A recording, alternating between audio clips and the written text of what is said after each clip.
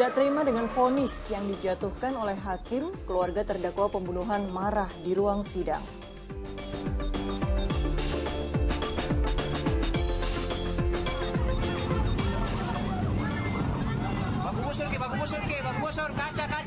Kaca. Polisi membekuk 4 orang yang diduga terlibat dalam bentrokan dengan rombongan pengantar jenazah di kota Makassar.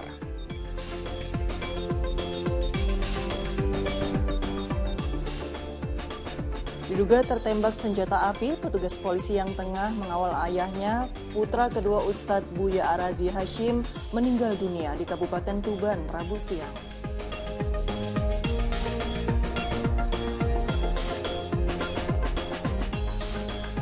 Ivan Gunawan dan DJ Una kembali jalani pemeriksaan di Bareskrim Polri terkait kasus dugaan penipuan investasi bodong platform DNA Pro.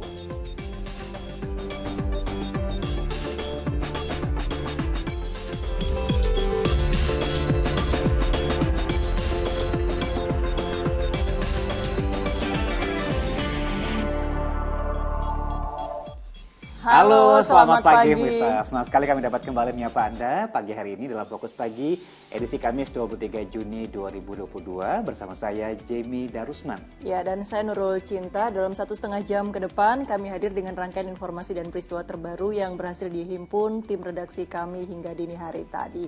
Langsung saja kita awali Fokus Pagi dari informasi pertama. Ya, diduga korsleting atau hubungan pendek arus listrik pada bagian aki sepeda motor yang tengah dikendari warga terbakar di Jalan Raya Pasar Kemis, Kabupaten Tangerang. Beruntung 2 orang pengendara motor selamat setelah lari menjauh dari sepeda motornya.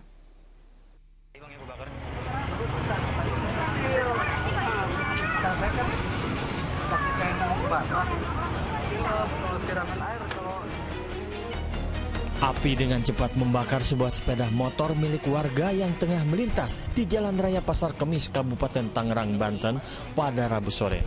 Percikan api yang menyambar tangki bahan bakar membuat api semakin membesar hingga meleduskan sepeda motor yang dikendarai seorang ibu dan anak. Namun beruntung ibu bernama Erni dan anaknya ini selamat setelah berlari menjauhi dari sepeda motornya yang sempat meledak dan mulai terbakar. 1 unit mobil pemadam kebakaran dari Kabupaten Tangerang yang tiba di lokasi langsung melakukan pemadaman. Api berhasil dipadamkan setengah jam kemudian. Di depan saya tuh, begitu ya nyala api, saya tinggal keluar, motor kan di depan kios saya tuh, takut nyamber ke toko, juga saya tarik aja pakai kayu ke tengah jalan. Diduga kebakaran akibat korsleting listrik pada aki yang menyambar tangki bahan bakar. Kemungkinan besar dari korsleting aki yang menyambar ke bensin. Pak, korban itu dari mana mau kemana? Untuk korban dari warga Bumi Indah yang menuju arah perempatan Pasar Kemis. Setelah berhasil dipadamkan, kerangka sepeda motor dibawa korban. Sementara kasus terbakarnya sepeda motor ini masih dalam penyelidikan Polsek Pasar Kemis. Dari Kabupaten Tangerang, Sahbudin Attar melaporkan. Kita ke informasi selanjutnya, sidang putusan terhadap 2 orang terdakwa pembunuhan hubungan sesama jenis berakhir ricuh. Keluarga terdakwa tidak terima dengan vonis yang dijatuhkan oleh majelis hakim.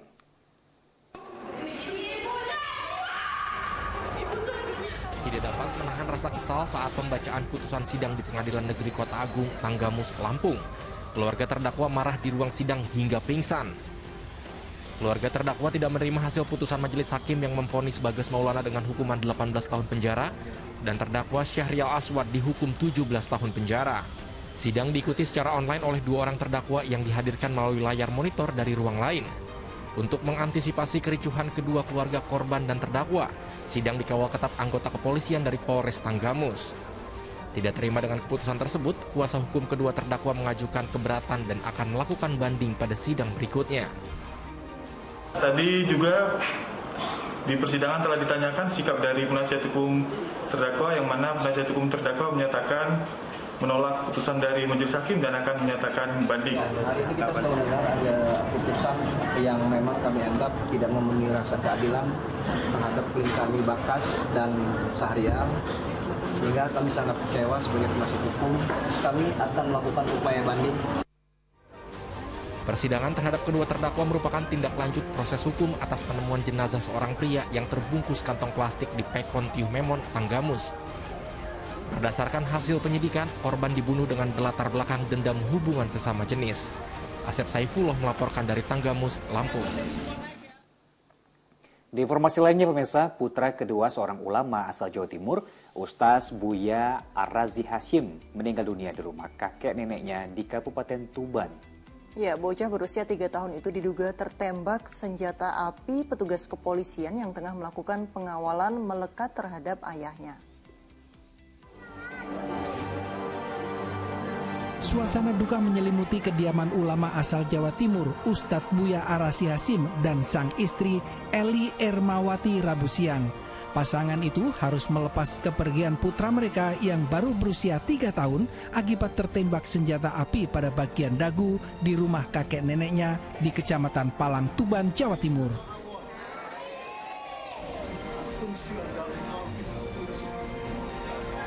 Ironisnya, senjata api yang menewaskan korban merupakan milik seorang anggota kepolisian yang tengah mengawal sang ulama selama melaksanakan ceramah agama di sejumlah wilayah di sekitar Tuban.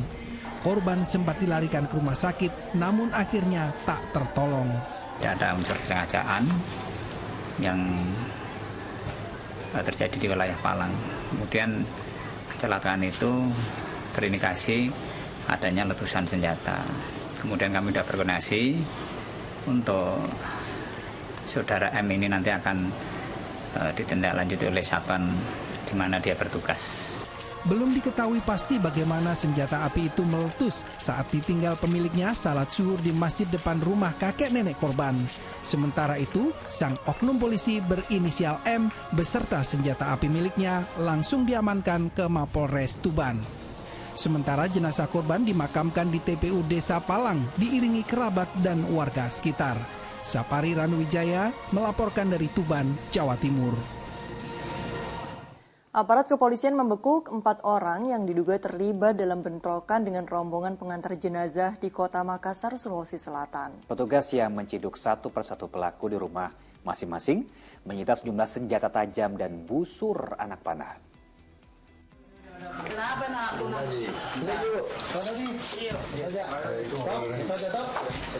DS diringkus aparat kepolisian saat tertidur lelap di rumahnya di Kabupaten Maros, Sulawesi Selatan. Remaja 18 tahun ini diduga terlibat dalam bentrokan dengan rombongan pengantar jenazah di Jalan Perintis Kemerdekaan Kota Makassar. Ia juga diminta petugas menunjukkan tempat penyimpanan busur panah.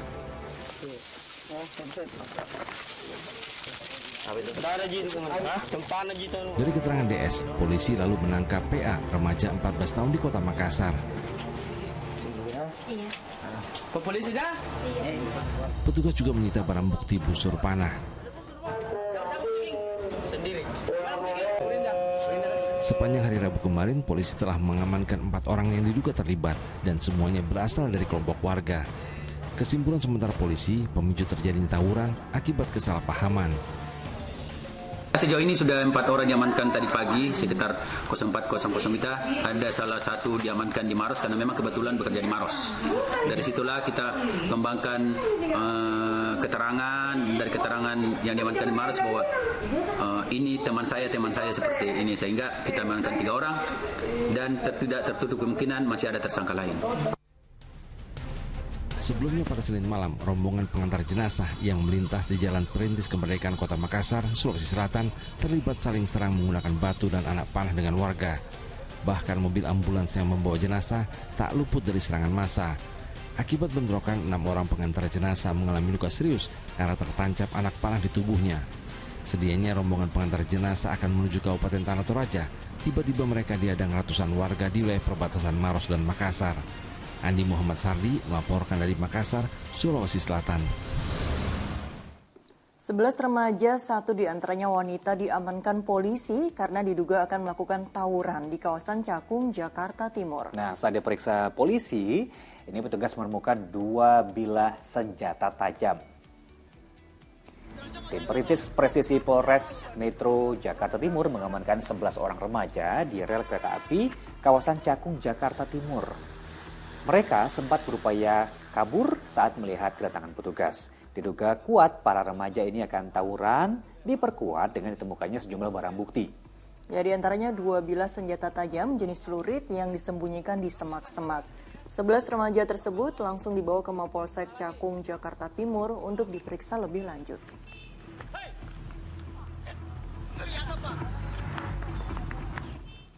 Tim SAR gabungan mengevakuasi seorang korban tertimbun tanah longsor di Pasaman Barat, Sumatera Barat yang tewas tertimbun. Evakuasi jenazah yang terjebak longsor. Di tengah kondisi medan yang berat, tim SAR gabungan mengevakuasi 1 jenazah yang tertimbun tanah longsor di Jorong Polongan Anam, Nagari Talu, Kecamatan Talamau, Kabupaten Pasaman Barat, Sumatera Barat. Diketahui korban bernama Yulisman, pria berusia 55 tahun yang sehari-hari berprofesi sebagai tukang bangunan. Namun banyaknya titik longsor yang masih menutupi jalan membuat ambulans sulit melintas. Warga pun kembali menggotong jenazah beramai-ramai menuju rumah duka. Jenazah sudah dievakuasi oleh sama pihak keluarga, digotong oleh bersama dengan masyarakat, terus dengan BPBD ke rumah duka. Longsor di Pasaman Barat, Sumatera Barat terjadi akibat hujan dengan intensitas tinggi pada Selasa malam. Akibatnya sekitar 50 rumah warga terisolir. Saat ini terdapat 5 titik tanah longsor di Nagari Talu, Kecamatan Talamau, Kabupaten Pasaman Barat. Laude Juhardio Anse melaporkan dari Pasaman Barat, Sumatera Barat. Sementara di lokasi lainnya, pemirsa, ada belasan rumah rusak diterjang angin puting beliung di Desa Lengkong, Kabupaten Luwu, Sulawesi Selatan. Warga yang rumahnya rusak mengungsi ke keluarga, sementara perabot yang bisa digunakan diselamatkan relawan. Angin puting beliung ini merusak belasan rumah warga di Desa Lengkong, Kecamatan Bua, Kabupaten Luwu, Sulawesi Selatan. Tiupan angin terjadi bersamaan dengan turunnya hujan deras di kawasan tersebut. Sementara sebagian besar warga masih tertidur. Akibat peristiwa ini, 19 rumah warga rusak ringan, 10 rumah rusak berat, dan 1 rumah sudah rata dengan tanah. Tidak hanya rumah yang rusak, sejumlah tiang listrik dan kendaraan warga juga ikut rusak. Petugas dan sejumlah relawan telah membantu para korban dengan mengumpulkan perabot yang masih bisa digunakan.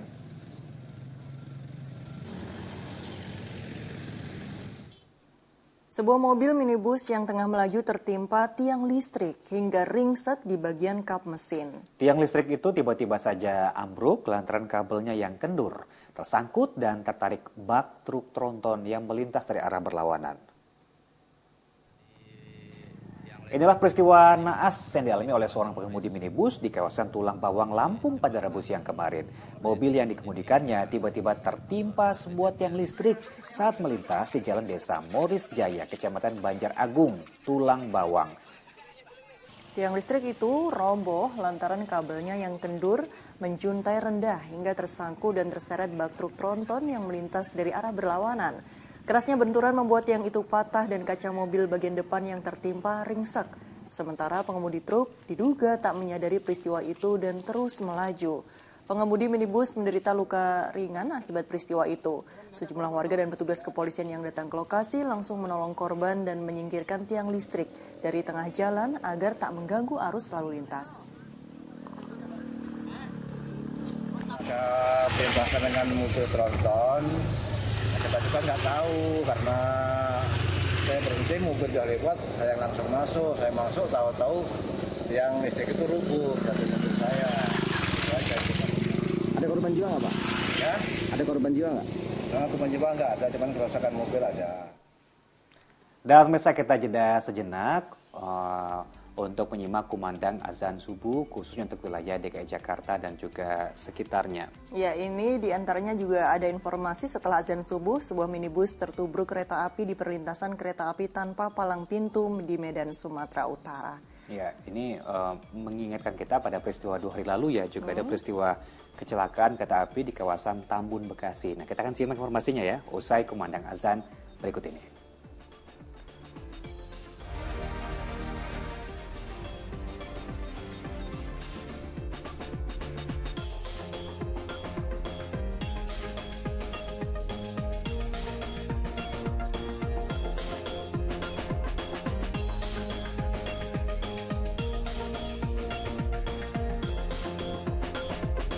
Selamat menunaikan ibadah sholat subuh bagi Anda yang menjalankannya. Baik, kita lanjut informasi di pagi hari ini pemirsa.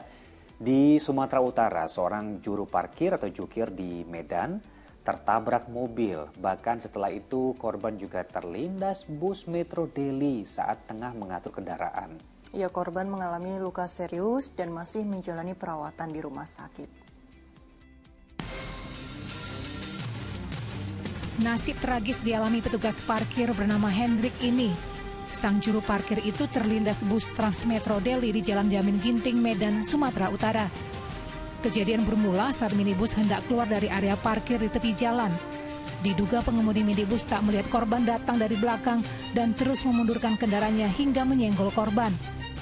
Petugas parkir itu pun terjatuh di tengah jalan. Naas saat bersamaan melintas bus Transmetro Daily hingga menyambar tubuh korban dan sempat terseret beberapa meter. Akibatnya ia mengalami luka serius di bagian kepala, tangan, dan kaki. Peristiwa mengenaskan itu terjadi pada Senin lalu dan sempat viral di media sosial. Dia menghadap ini, di belakangnya mobil itu. Jadi nggak tahu dia mobil ini mundur. Jadi senggollah dia. Senggol terjatuh, baru digilas mobil Daily. Petugas parkir itu saat ini masih menjalani perawatan intensif di Rumah Sakit Peringadi Kota Medan. Sementara pengemudi minibus yang menyenggol korban kabur usai kejadian. Kasus ini kini dalam penyelidikan Polsek Medan Baru. Tuti Alaiwia Lubis melaporkan dari Medan, Sumatera Utara. Sementara itu, sebuah kendaraan minibus yang dikemudikan oleh ASN perempuan tertubruk kereta api pembawa BBM di perlintasan kereta api tanpa palang pintu di Medan, Sumatera Utara. Meski pengemudinya selamat, ini seorang pengendara motor yang tertabrak bagian belakang mobil minibus itu terpental hingga luka di bagian kepala.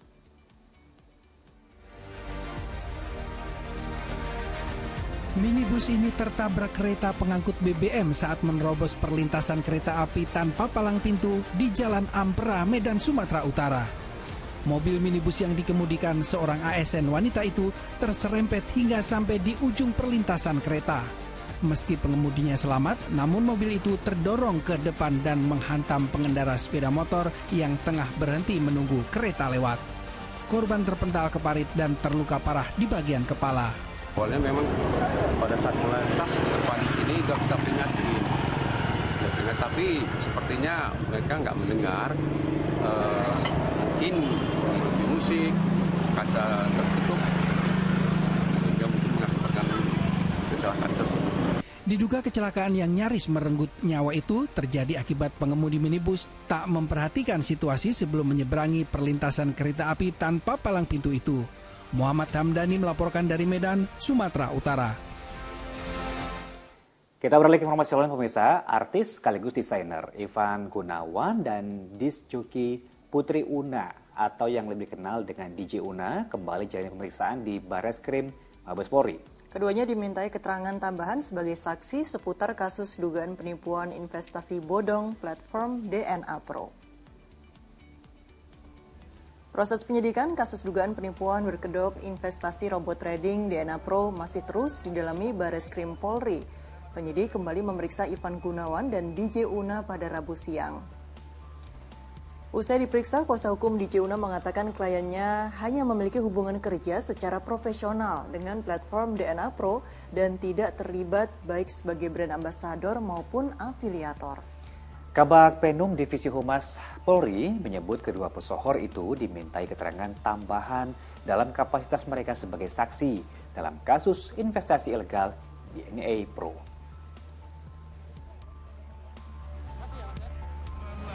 Una dan DNA Pro adalah sebatas pada hubungan yang profesional, profesi sebagai seorang artis profesional itu saja, dan bukan seorang brand ambassador dan juga bukan afiliator. Kalau kehadiran di sini pasti karena kooperatifkan dan membantu sekali untuk penyelesaian kasus DNA Pro ini.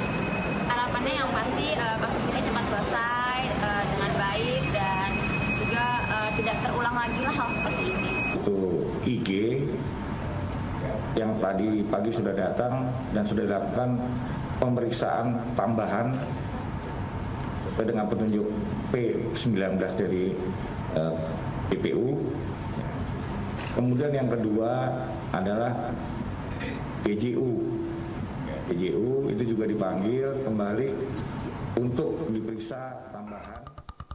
Sebelumnya pada April lalu, DJ Una dan juga Ivan Gunawan juga pernah diperiksa juga sebagai saksi. Ivan Gunawan bahkan mengembalikan uang kontrak profesional sekitar 900 juta rupiah kepada penyidik.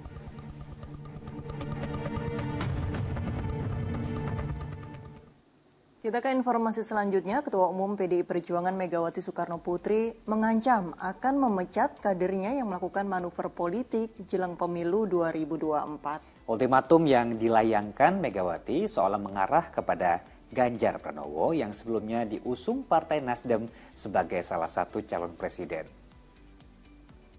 Prabowo mengiringi masuk ke dalam acara pembukaan dalam acara rapat kerja nasional PDI Perjuangan yang berlangsung di sekolah Partai PDIP Jalan Lenteng Agung, Jakarta Selatan.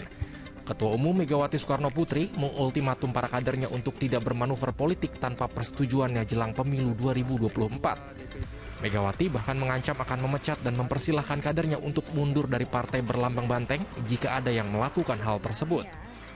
Kalian siapa yang membuat manuver keluar? Karena apa? Tidak ada di dalam PDI Perjuangan itu yang namanya main 2 kaki, main 3 kaki, melakukan manuver. Ultimatum yang dikeluarkan Presiden Indonesia kelima ini seolah mengarah kepada Gubernur Jawa Tengah Ganjar Pranowo. Belakangan ini Ganjar memang digadang-gadang sebagai kandidat capres potensial. Partai Nasdem bahkan telah merekomendasikan nama kader PDIP sebagai salah satu bakal calon presiden yang akan diusung. Namun, menurut Ganjar sendiri, teguran yang dilayangkan Ketua Umum PDIP itu tidak ditujukan secara pribadi kepadanya.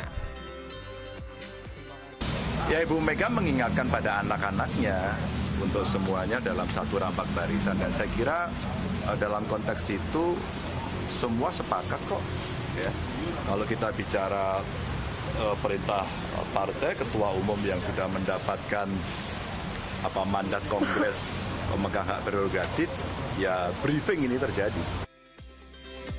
Dalam rakernas kali ini, PDIP menegaskan tidak akan membahas calon presiden dan calon wakil presiden untuk pemilu 2024. Kewenangan tersebut sepenuhnya merupakan hak prerogatif Megawati sebagai ketua umum PDIP.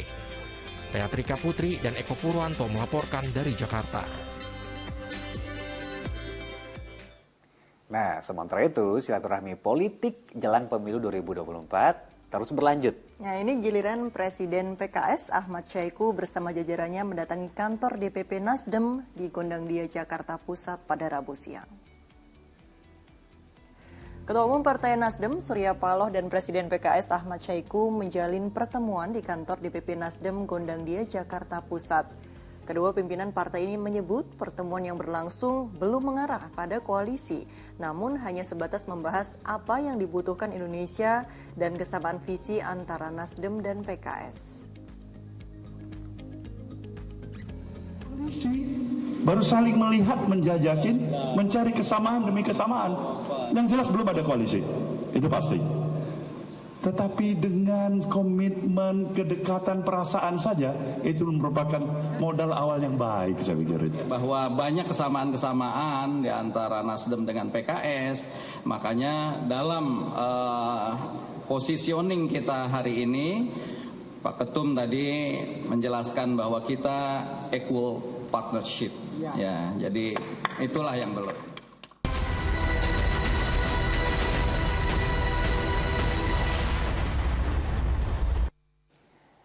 Baik, saatnya kita ke lapangan hijau dari laga grup B Piala Presiden 2022. Duel Borneo FC kontra Barito Putra berakhir imbang tanpa gol. Ya, bermain di kandang sendiri dan unggul jumlah pemain. Pesut Etam harus puas berbagi angka dan gagal naik ke puncak klasmen.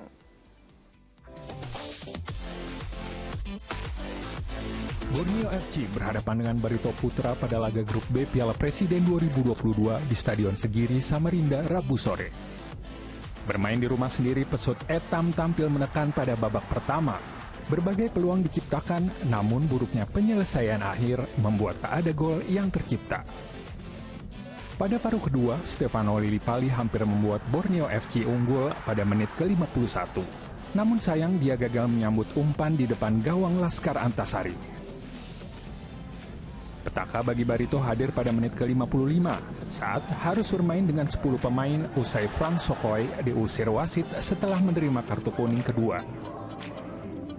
Unggul jumlah pemain, Borneo FC makin mendominasi jalannya pertandingan, sedangkan Barito lebih banyak bertahan. Meski tampil menekan, Borneo FC tak mampu menghasilkan gol hingga wasit meniup peluit panjang. Skor 0-0 menjadi hasil akhir laga derby Papadaan.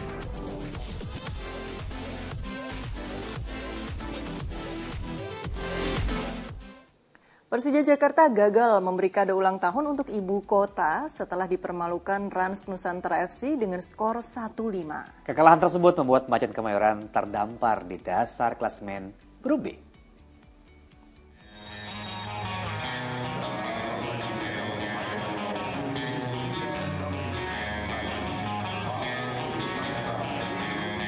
Persija Jakarta yang diisi mayoritas pemain mudanya harus takluk dari Rans Nusantara FC dengan skor 1-5 pada laga grup B Piala Presiden 2022 di Stadion Segiri Samarinda Rabu malam. Menghadapi Macan Muda, Rans tampil percaya diri dan mendominasi jalannya babak pertama. Pada menit ke-12, tim besutan Rahmat Darmawan nyaris membuka skor setelah terjadi kesalahan di lini belakang Persija. Namun sayang, sepakan Kodai Ida hanya membentur tiang gawang. 2 menit berselang, Rans berhasil unggul lewat sundulan Septian Bagaskara usai memanfaatkan umpan dari sisi kanan pertahanan Persija.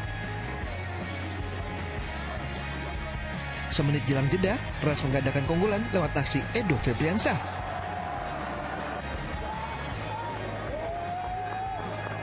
Papan skor kembali berubah pada babak kedua, tepatnya menit ke-56 saat Kodai Ida berhasil memanfaatkan bola liar di depan gawang Persija.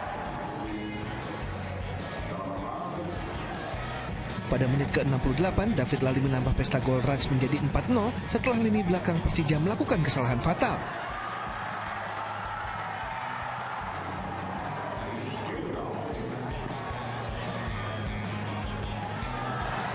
Menit jelang laga usai, penderitaan Persija semakin bertambah karena mendapat hukuman penalti. Christian Gonzalez berhasil menjalankan tugasnya dengan baik dan mengubah skor menjadi 5-0. Macan Kemayoran akhirnya mendapat gol hiburan lewat titik putih yang dicetak Ryohei Miyazaki pada menit 88. Dengan kekalahan ini, Persija terdampar di dasar klasemen Grup B, sedangkan Rans Nusantara merangsek ke posisi teratas.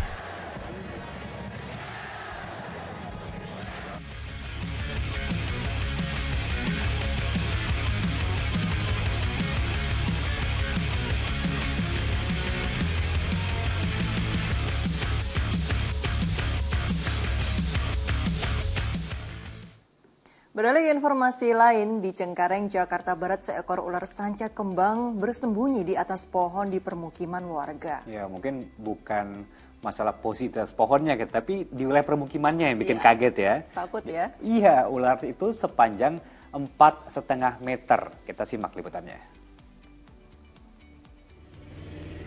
Petugas Damkar Cengkareng, Jakarta Barat mengevakuasi seekor ular yang bersembunyi di atas pohon.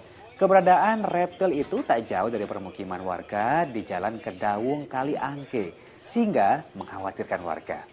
Ya, untuk menangkap ular, petugas cukup kesulitan karena posisinya tepat di atas atap rumah warga. Tidak hanya itu, ular juga berkali-kali menyerang petugas. Setelah 1 jam berusaha keras, ular sepanjang 4,5 meter itu akhirnya ditangkap. Rencananya ular akan diserahkan ke Balai Konservasi Sumber Daya Alam untuk dikembalikan ke habitatnya. Pemirsa, seorang pria di kota Mobagu mengamuk dan membacok 8 orang warga yang melintas di jalan.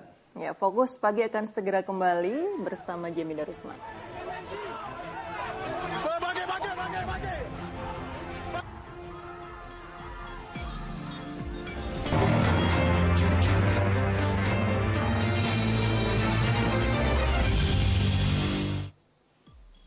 Jemi Darusman kembali menemani Anda dalam Fokus Pagi. Pemirsa, seorang pria terekam kamera pengawas saat mencuri uang di dalam sebuah masjid kawasan Kemayoran, Jakarta Pusat.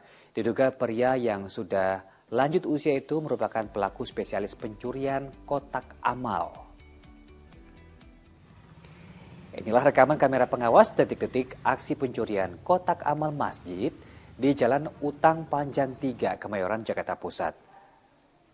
Nampak meski beberapa kali gagal, namun usaha pelaku akhirnya berhasil. Uang sebesar Rp500.000 akhirnya dibawa kabur. Aksi pencurian baru diketahui setelah salah seorang jemaah melapor kepada pengurus masjid bahwa kotak amal dalam kondisi rusak.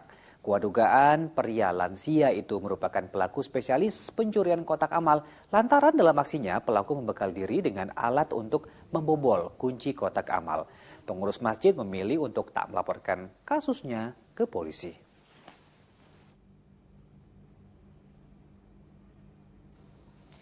Pemirsa, 3 kawanan begal terekam kamera pengawas saat menyerang sebuah warung kelontong di kawasan Cicindo, Kota Bandung. Usai mengacak-acak warung dengan senjata tajam, para pelaku langsung melarikan diri.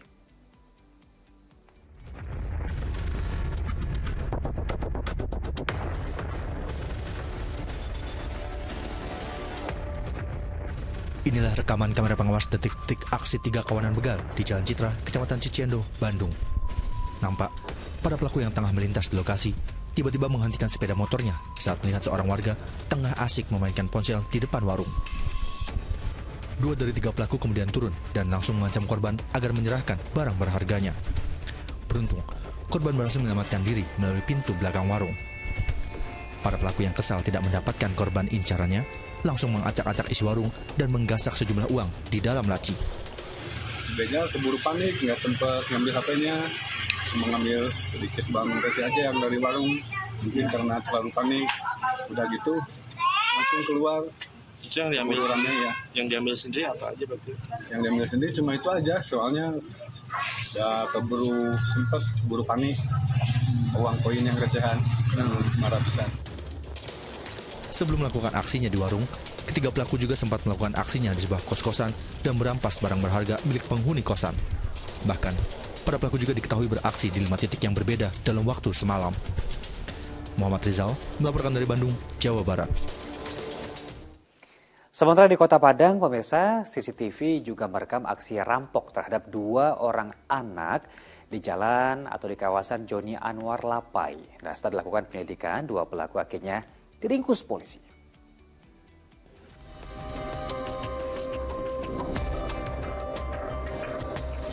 Beginilah aksi rampok yang dilakukan oleh 2 orang pelaku yang mengendarai sepeda motor terhadap 2 orang anak yang sedang duduk bermain ponsel di depan toko yang berada di kawasan Jalan Joni Anwar, Kota Padang. Aksi mereka terekam kamera pengawas. Berdasarkan hasil rekaman CCTV dan penyelidikan, jajaran Satreskrim Polresta Padang akhirnya meringkus 2 pelaku bernama Fajar berusia 22 tahun dan Johan berusia 19 tahun di rumahnya. Mereka ditangkap tanpa perlawanan. Barang bukti 1 buah ponsel hasil curian berhasil disita polisi. Aksinya terekam CCTV dan setelah dipelajari kita mengetahui inisialnya dan mendapat perintah dari pimpinan langsung kita kejar. Barang bukti yang kita amankan untuk handphone sudah dijual dan kita amankan hasil penjualannya. Kedua pelaku terancam dijerat dengan pasal 363 KUHP, ancaman hukumannya 7 tahun penjara. Sri Purnama melaporkan dari Kota Padang, Sumatera Barat. Kita beralih ke informasi lain, pemirsa. Gara-gara memaki pengendara sepeda motor yang tengah melintas, seorang pria di Bekasi, Jawa Barat tewas ditusuk. Korban yang terkapar bersimbah darah akibat luka di bagian punggung langsung ditinggalkan pelaku. Tindak penganiayaan yang mengakibatkan tewasnya seorang pria di depan kantor RW Perumahan Mangun Jaya 1, Tambun Selatan, Rabu pukul 1 dini hari terekam kamera pengawas. Hasil keterangan sejumlah saksi terungkap, korban bernama Joko Wibowo, 31 tahun, saat kejadian berjalan sambil melontarkan kata-kata makian ke arah sejumlah pemuda yang tengah melintas dengan sepeda motor. Tak terima dengan perkataan korban, 3 pemuda langsung berbalik, salah satunya menyerangnya dengan sebilah senjata tajam. Warga Kalibaru itu pun langsung roboh bersimbah darah. Pelaku ini marah atau kesal sehingga terbalik, samparing kepada korbannya. Oh, artinya awalnya itu hanya ejekan dan ya, atau kata-kata tidak menyenangkan ya? Iya, menurut keterangan saksi yang lihat. Jasad pria itu langsung dievakuasi ke Rumah Sakit Polri Kramat Jati, Jakarta Timur. Sementara kasusnya tengah ditangani petugas Polres Metro Bekasi dan Polsek Tambun. Muhabar melaporkan dari Kabupaten Bekasi, Jawa Barat. Masih di Jawa Barat, aparat kepolisian di Sukabumi berhasil mengungkap misteri pembunuhan 2 wanita di pantai Ujung Genteng dengan menangkap seorang pria yang diduga pelaku pembunuhan. Pelaku tega habis nyawa korban lantaran kesal ajakannya melakukan hubungan intim ditolak korban.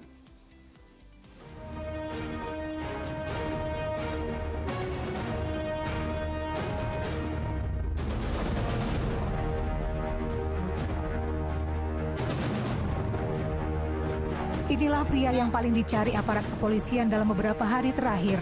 Lelaki berinisial SS ini akhirnya berhasil dibekuk di tempat persembunyiannya di sebuah gubuk sekitar dermaga Pelabuhan Ratu, Sukabumi.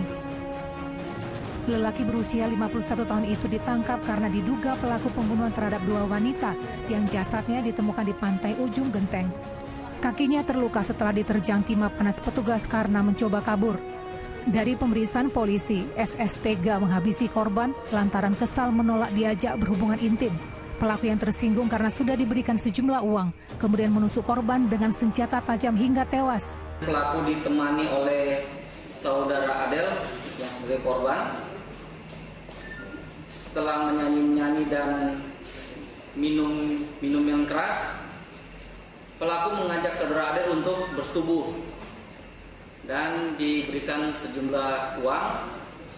Namun pada saat itu saudara Adel beralasan lagi datang bulan. Akibat perbuatannya, pelaku terancam hukuman pidana 15 tahun penjara. Sebelumnya warga pantai Ujung Genteng, Sukabumi, Jawa Barat digegerkan dengan temuan 2 mayat di bibir pantai. Korban pertama berada dalam kondisi mengambang di laut, sementara korban kedua dalam keadaan terbungkus di bibir pantai. Terdapat tanda kekerasan akibat senjata tajam di tubuh kedua korban dan bercak darah di sebuah warung yang tak jauh dari lokasi ditemukannya kedua jenazah. Asep Didi melaporkan dari Sukabumi, Jawa Barat.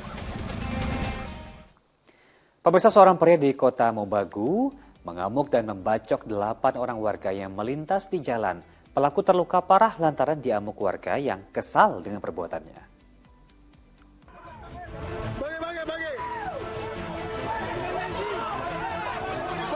Warga yang diliputi amarah ini terus berusaha mengejar sepeda motor petugas yang berusaha menyelamatkan pelaku pembacokan dari amuk massa di perbatasan Kelurahan Pobundayan dan Desa Bungko, Kecamatan Kota Mobagu Selatan, Sulawesi Utara, Rabu sore.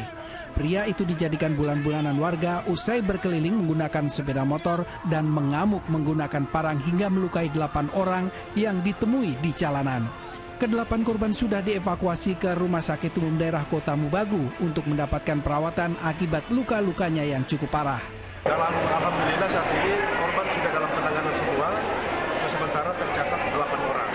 Dan pelaku juga sementara dalam penanganan medis. Belum diketahui motif pelaku menyerang warga yang ditemui di jalanan. Pelaku yang juga terluka parah akibat amuk massa tengah menjalani perawatan hingga belum bisa dimintai keterangan. Juandri Paputungan melaporkan dari Kota Mobagu, Sulawesi Utara. Lihat lagi di Pasuruan berikut ini, Mesa, ada seorang pria yang juga jadi bulan-bulanan warga, tapi diduga karena berbuat cabul kepada perempuan tunanetra. Nah, aksi bejat pelaku terekam secara diam-diam oleh kerabat korban yang telah mencurigai gerak-geriknya.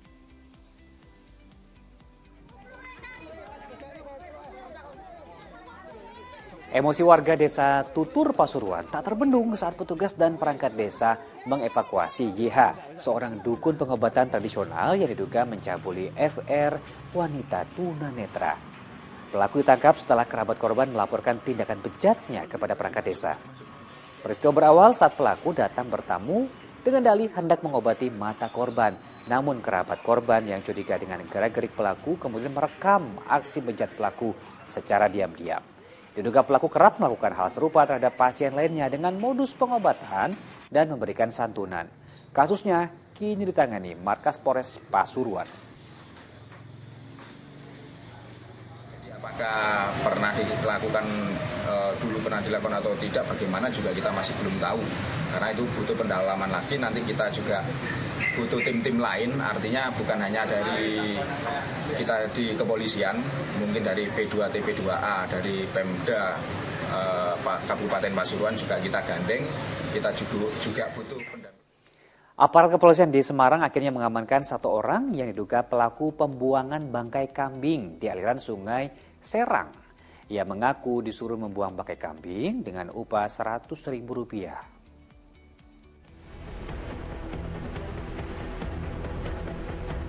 Inilah puluhan ekor bangkai kambing yang ditemukan warga tersangkut di antara bebatuan Sungai Serang, Kabupaten Semarang, Jawa Tengah. Polisi, TNI, dan warga yang datang ke lokasi langsung menyisir sungai dan menemukan sedikitnya 50 ekor bangkai domba dan kambing yang tersebar di sungai itu. Bangkai hewan itu dievakuasi ke daratan untuk diselidiki. Dari pemeriksaan kepolisian ditemukan ada tanda plastik di telinga dan leher kambing dengan kode khusus. Berbekal temuan itu, polisi bergerak cepat dan berhasil menangkap satu orang yang diduga pelaku yang membuang puluhan bangkai kambing di aliran Sungai Serang itu. Dari pemeriksaan sementara, pelaku mengaku disuruh membuang bangkai kambing dengan upah Rp100.000. Polisi masih memburu dua pelaku lainnya yang sudah diketahui identitasnya. Kita dapatkan satu orang yang membantu membuang bangkai itu. Sementara masih satu, infonya ada 3 orang. Ini masih kita dalami, termasuk siapa yang menyuruh masih kita dalami. Identitasnya sudah ada di kami. Total ada 97 bangkai ternak yang ditemukan oleh petugas di sejumlah titik di aliran Sungai Serang. Puluhan kambing yang dikirim dari Sumatera itu dipastikan terjangkit penyakit mulut dan kuku. Yulianto melaporkan dari Kabupaten Semarang, Jawa Tengah. Baik, kita jeda lagi sejenak, pemirsa. Sejumlah informasi penting dan menarik lain masih akan hadir. Usia pariwara, di antaranya mantan Menteri Perdagangan Muhammad Lutfi diperiksa tim penyidik Kejaksaan Agung sebagai saksi kasus dugaan korupsi dalam pemberian fasilitas ekspor bahan baku pembuatan minyak goreng. Anda masih menyaksikan Fokus Pagi. Pemirsa, motif pembunuhan seorang wanita pemilik warung kopi di kawasan wisata Sumber Air Senjoyo, Desa Tegalwaton, Kabupaten Semarang, Jawa Tengah akhirnya terungkap. Ternyata cinta bertepuk sebelah tangan membuat tersangka tega menghabisi nyawa korban.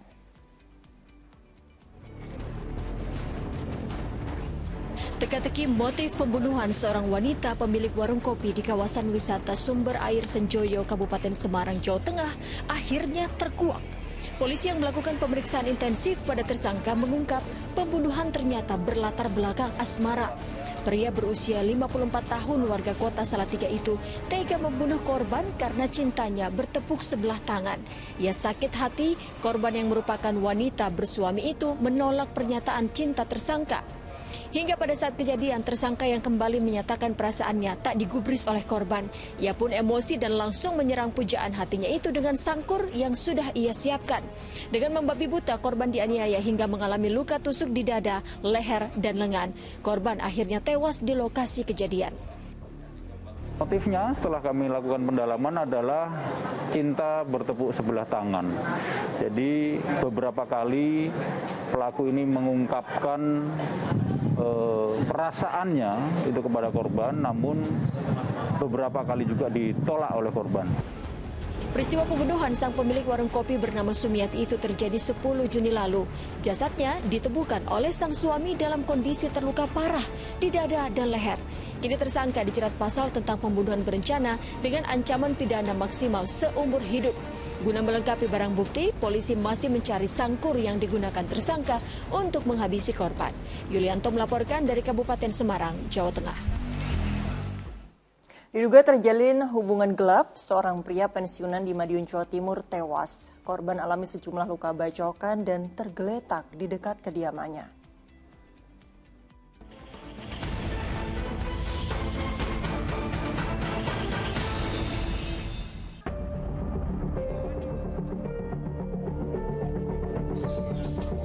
Garis polisi membentangi sebuah gang di Kelurahan Banjarrejo, Kecamatan Taman, Kota Madiun, Jawa Timur. Tempat ini menjadi saksi bisu atas tewasnya seorang pria pensiunan pegawai Radio Republik Indonesia (RRI). Pria berusia 58 tahun itu ditemukan warga tergeletak bersimbah darah. Habis makan ayam, ada orang tidur, terus saya ngubungi istri, terus istri lihat situ, terus istri teriak-teriak, lantas tetangga lihat semua. Polisi yang mendapat laporan dari warga langsung menggelar olah tempat kejadian perkara.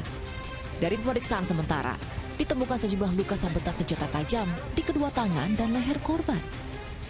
Tak ada keraguan, korban tewas dibunuh. Setelah sepekan melakukan pencarian, polisi Resor Madiun Kota Jawa Timur akhirnya berhasil membekuk pelaku pembunuhan di Madura, tempat persembunyiannya. Tak lain adalah Nur Sali, pria yang diketahui sebagai penjual es batu itu menghabisi nyawa korban Aris Budianto dengan sebilah celurit. Terkuak fakta, motif asmara melatar belakangi pembunuhan. Istri tersangka diduga memiliki hubungan gelap dengan korban. Ada kecemburuan atau sakit hati lah ya, karena ada masalah asmara lah.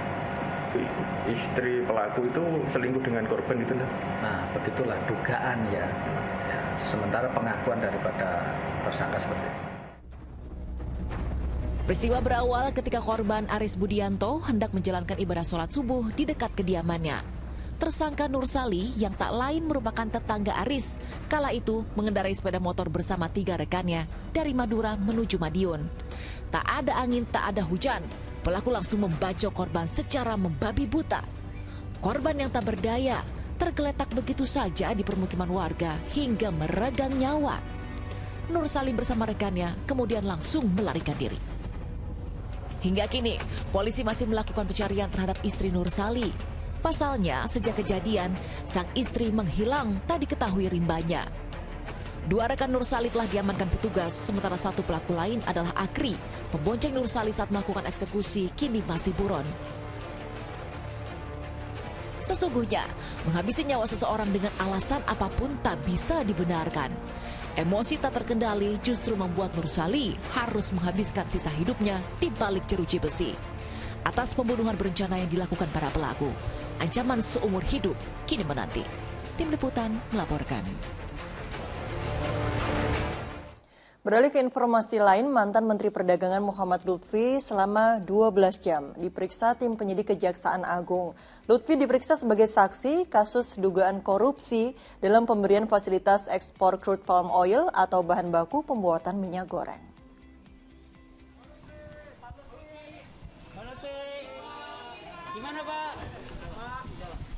Ya, mantan Menteri Perdagangan Muhammad Lutfi tiba di Gedung Bundar Kejaksaan Agung sekitar pukul 9 Rabu pagi.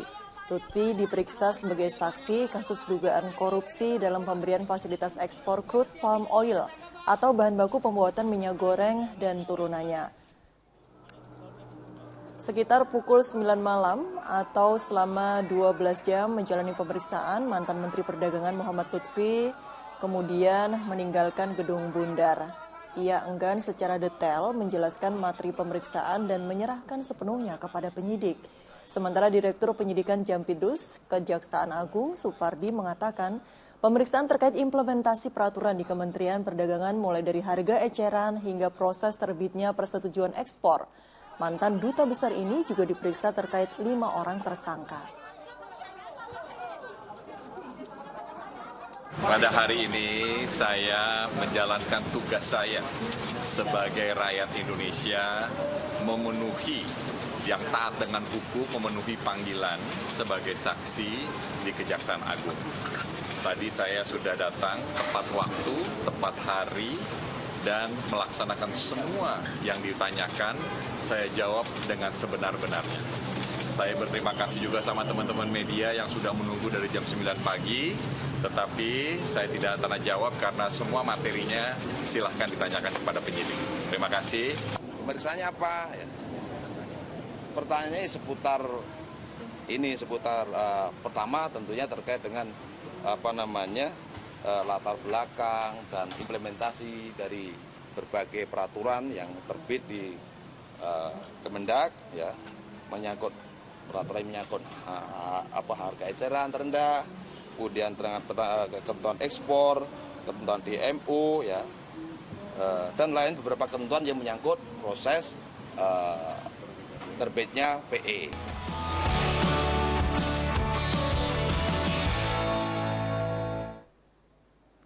Kita ke info pasar, mahalnya harga cabai di tingkat pedagang ternyata tak dinikmati oleh para petani di Kabupaten Tegal, Jawa Tengah. Pasalnya harga jual cabai petani saat ini jauh di bawah harga pasaran.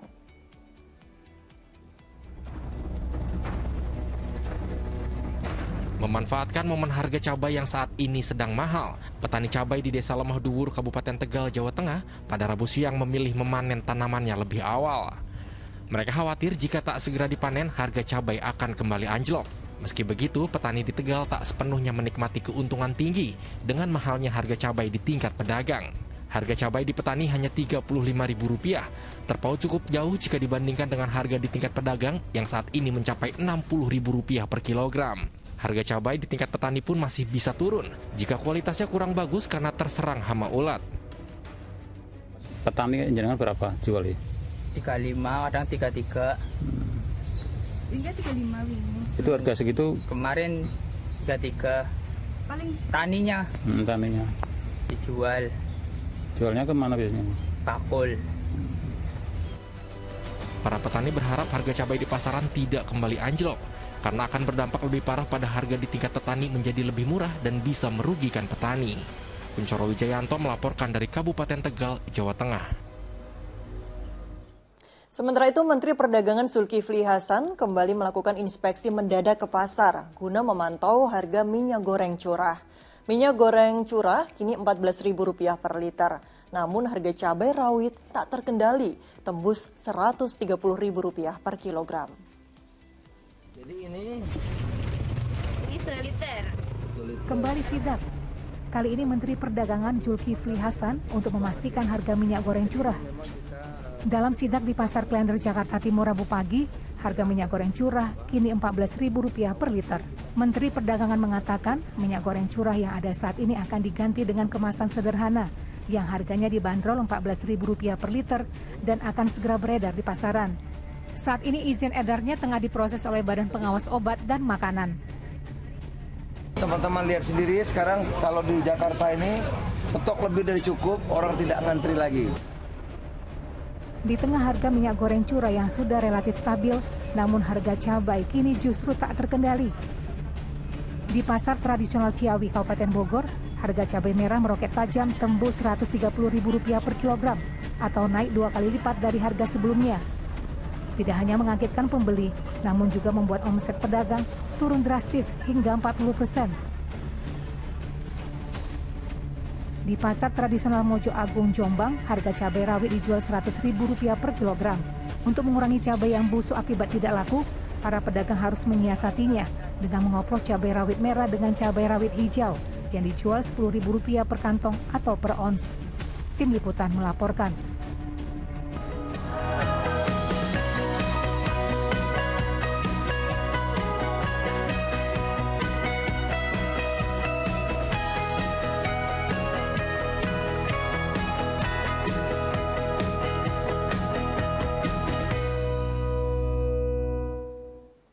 Merayakan ulang tahun ke-495, Pemprov DKI Jakarta menggratiskan layanan transportasi umum. Salah satunya bus Transjakarta. Fokus Pagi. Anda kembali di Fokus Pagi bersama saya Jamie Darusman. Dan saya Nurul Cinta. Kita ke informasi haji. Ini ada sepasang perempuan lanjut usia kembar menjadi pusat perhatian saat mereka tiba bersama jemaah haji lainnya di Bandara King Abdul Aziz, Jeddah. Nah, impian mereka pergi ke tanah suci bersama ini berhasil terwujud setelah menabung Rp200.000 setiap pekan selama belasan tahun.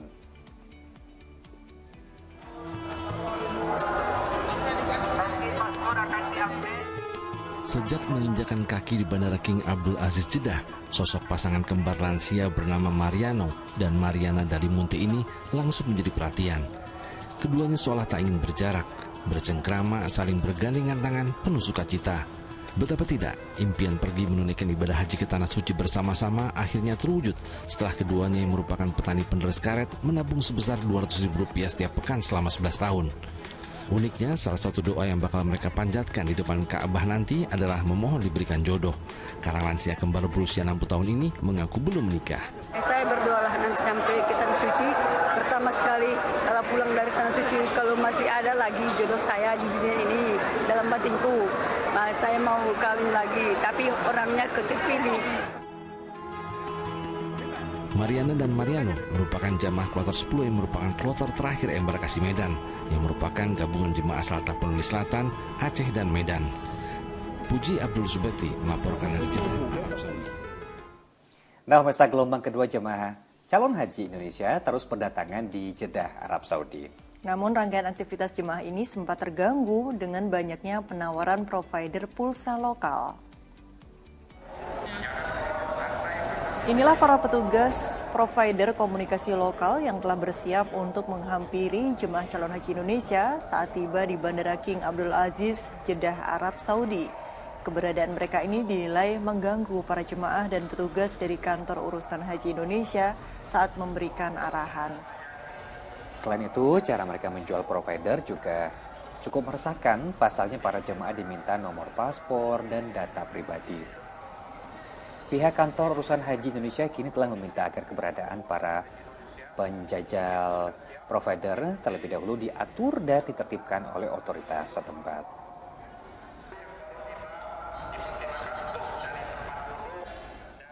Kita kembali ke Jakarta. Warga Kelurahan Sukabumi Utara, Kebonjeruk, Jakarta Barat menolak adanya pergantian nama jalan. Nama jalan yang sebelumnya Madrasah 2 diganti Jalan Syekh Abdul Karim bin Asfan. Warga mengaku pergantian itu dibicarakan dengan warga sekitar.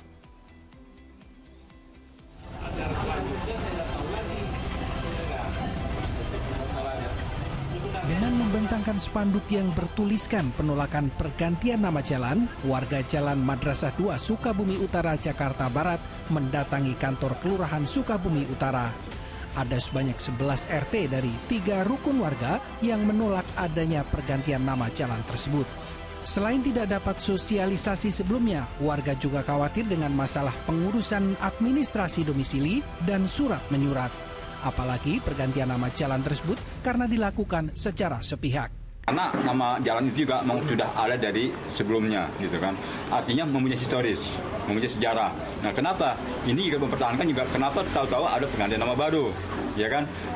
Ada apa unsur di belakang nama baru ini? Memang kita tidak menyalahkan dengan nama baru itu, kita menghormati lah. Karena juga nama baru juga nama seorang tokoh juga, tokoh ulama lah gitu loh. Nah, tapi di sini tidak ada musyawarah sebelumnya. Sebelumnya puluhan nama jalan di Jakarta diganti oleh Gubernur DKI Jakarta Anies Baswedan. Salah satunya nama Jalan Madrasah 2 yang diganti dengan nama Syekh Abdul Karim bin Asfan. Jayadi melaporkan dari Jakarta. Ya pemirsa, 22 Juni kemarin Ibu Kota Jakarta berulang tahun ke-495. Gubernur DKI Jakarta Anies Baswedan memimpin upacara peringatan Hari Ulang Tahun Kota Jakarta yang digelar di kawasan Silang Monas.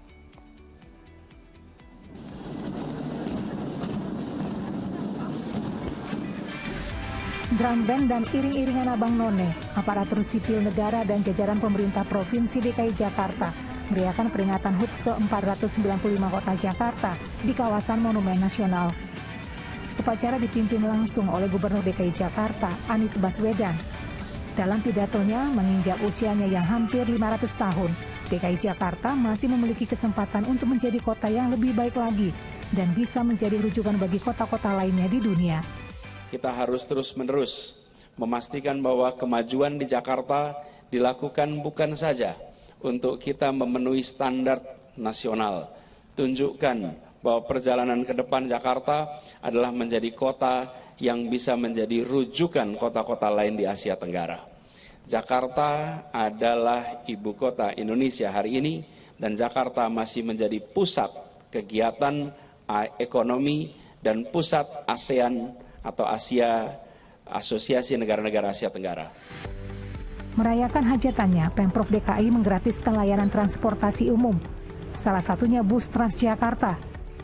Meski gratis, warga tetap wajib menggunakan kartu uang elektronik. Namun isi saldo dalam kartu nantinya tetap utuh atau tidak terpotong.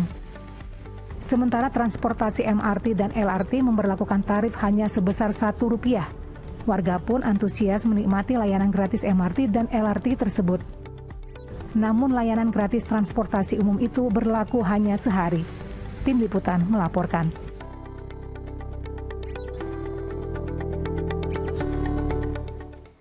Di informasi lainnya, pemirsa, Badan Perlindungan Pekerja Migran Indonesia bersama Kementerian BUMN serta Kementerian Tenaga Kerja melepas 280 lebih pekerja migran Indonesia di salah satu hotel di kawasan Grogol, Jakarta. Ya, pemberangkatan pekerja migran Indonesia ke luar negeri itu merupakan yang perdana usai pandemi COVID-19. Sebelum diberangkatkan ke Jepang melalui Bandara Soekarno-Hatta, Tangerang, 287 pekerja migran Indonesia ini dikumpulkan untuk mendapatkan pembekalan di salah satu hotel di kawasan Jalan Es Parman, Grogol, Jakarta Barat. Ini merupakan pelepasan perdana setelah selama 1 tahun Jepang menutup untuk masuknya tenaga kerja asing lantaran pandemi COVID-19. Pelepasan ke-287 pekerja migran ini turut dihadiri Dubes Jepang untuk Indonesia, Kepala BP2MI Beni Ramdhani, Wakil Menteri Tenaga Kerja Afriansyah, dan juga Menteri BUMN Erick Thohir. Ini pelepasan perdana setelah 1 tahun Jepang ditutup, tidak bisa tenaga kerja asing masuk ke Jepang karena situasi pandemi. Dan tentu ini momentum untuk kita glorifikasi agar para pahlawan devisa ini mendapat perlakuan hormat negara. Kita ingin mengglorifikasi setiap penempatan mereka. Kita ingin melepas mereka secara resmi atas nama negara sebagai duta bangsa yang bertarung dalam kompetisi global untuk merebut peluang-peluang kerja. Dan ini saya rasa berharap tentu ini merupakan kerjasama yang saling menguntungkan. Ya, di mana tadi saya sampaikan Indonesia punya tenaga kerja yang muda, kita punya market yang besar, tetapi bagaimana kita memadukan menjadi sebuah yaitu peta biru secara bersama antara pemerintah Indonesia dan Laporan tadi sekaligus menutup jumpa kita dalam program Fokus Pagi. Hari ini jangan lupa untuk tetap kencangkan protokol kesehatan. Dan kita bisa menyaksikan info terkini cegah corona hanya di video. Caranya? Ya, dan unduh aplikasinya sekarang. Ayo dukung operasi katarak, hernia, donor darah, dan khitan gratis bagi warga tidak mampu di sejumlah tempat di Indonesia. Sampaikan kepedulian Anda melalui rekening BCA di nomor 162-633-8888 atas nama Yayasan Pundi Amal Peduli Kasih. Kepedulian kita, harapan mereka. Dan usai Fokus Pagi, misalnya jangan lupa untuk menyaksikan program Mega Series Panggilan. Saya Jimmy Darusman. Dan saya Nurul Cinta pamit undur diri. Selamat pagi. Sampai jumpa.